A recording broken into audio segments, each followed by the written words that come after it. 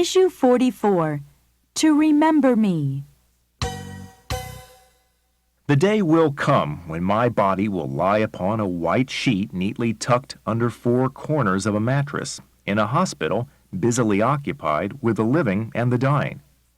At a certain moment, a doctor will determine that my brain has ceased to function and that, for all intents and purposes, my life has stopped. When that happens, do not attempt to instill artificial life by the use of a machine, and don't call this my deathbed. Let it be called the bed of life, and let my body be taken from it to help others lead fuller lives. Give my sight to the man who has never seen a sunrise, a baby's face, or love in the eyes of a woman. Give my heart to a person whose own heart has caught nothing but endless days of pain. Give my blood to the teenager who was pulled from the wreckage of his car so that he might live to see his grandchildren play. Give my kidneys to one who depends on a machine to exist. Take my bones, every muscle, every fiber and nerve in my body, and find a way to make a crippled child walk. Explore every corner of my brain.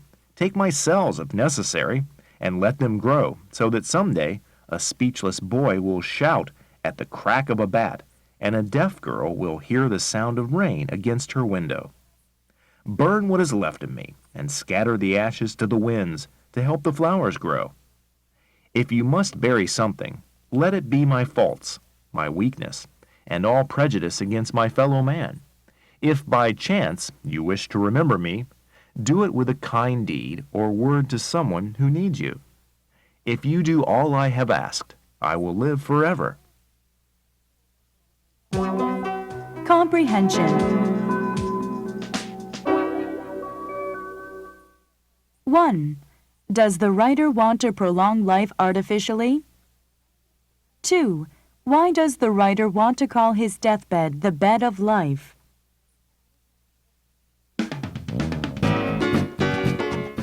Let's talk.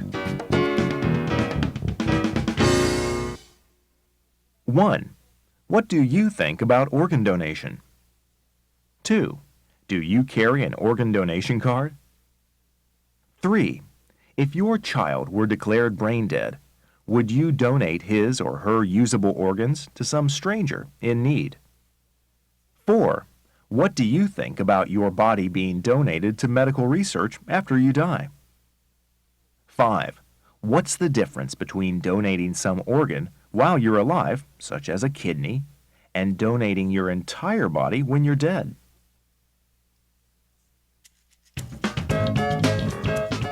Opinion samples.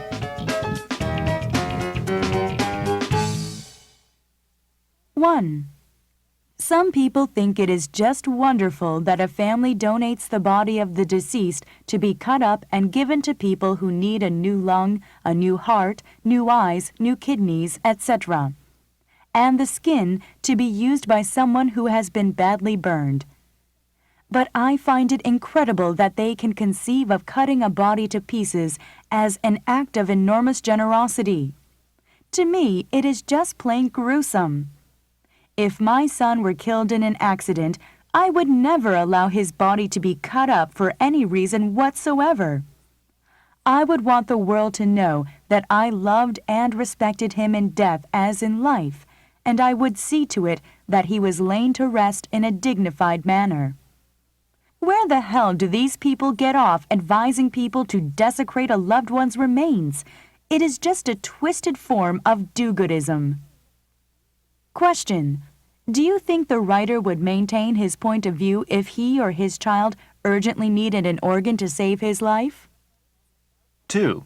Let us assume for a minute that your son was suddenly stricken blind, and the doctors told you his sight could be restored by a corneal transplant. Would you not thank God for the miracle of modern medicine and be enormously grateful to the family that agreed to donate their dead child's eyes so that your child could see? Question. Selling organs is against the law. What would happen if it became legal? Issue 44. To remember me. Want my kidney? No thanks, I already have two, but I'll keep it in mind. No, I'm serious. A lot of lives could be saved if more people would just allow their viable organs to be used after their deaths, when they don't need them anymore. Sounds disgusting to me. Why should it? The technology is in place for many organs, and the organizations as well. Wouldn't you rather rest in peace, knowing that even in death you have given someone the precious gift of life, than merely selfishly keeping your dead body intact so that it all decomposes together? It's a good thing you're not in advertising. You wouldn't persuade many people using language and imagery like that. I'm just telling the truth. I can't think of a single rational idea why people would oppose organ giving.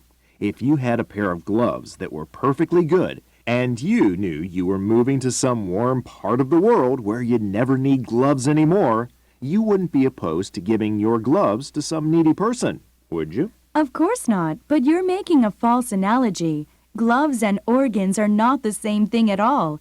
Gloves are man-made. They're not part of you at all. But my organs are a vital part of my own life. I don't want to be mangled or dismembered if I can help it. But why? Once you're dead, you have no need for a body or body parts anymore. If the atheists are right, we're all just meat anyhow. And if the religious ones are correct, and we actually have some sort of afterlife, it would be in a spiritual form. We wouldn't have a body anymore anyway. So why not help someone out with a liver, or a kidney, or a heart, or an eye? It's exactly like the glove example, except that we're talking about saving somebody's life, not just keeping his hands warm. No, I can't see it. It all sounds too much like Frankenstein's monster for my taste. I bet you'd change your tune if you or someone you loved needed a new organ in order to live and none could be found due to a lack of donors. I doubt that very much. Some things just never change. And your mind is one of them. No, but the weird unnaturalness of having someone else's heart, for example, could never be dismissed out of hand. Sometimes it takes a good idea a long time to catch on, but usually it does, sooner or later. Unfortunately, some really loony ideas become acceptable as well, as soon as enough people jump on the bandwagon.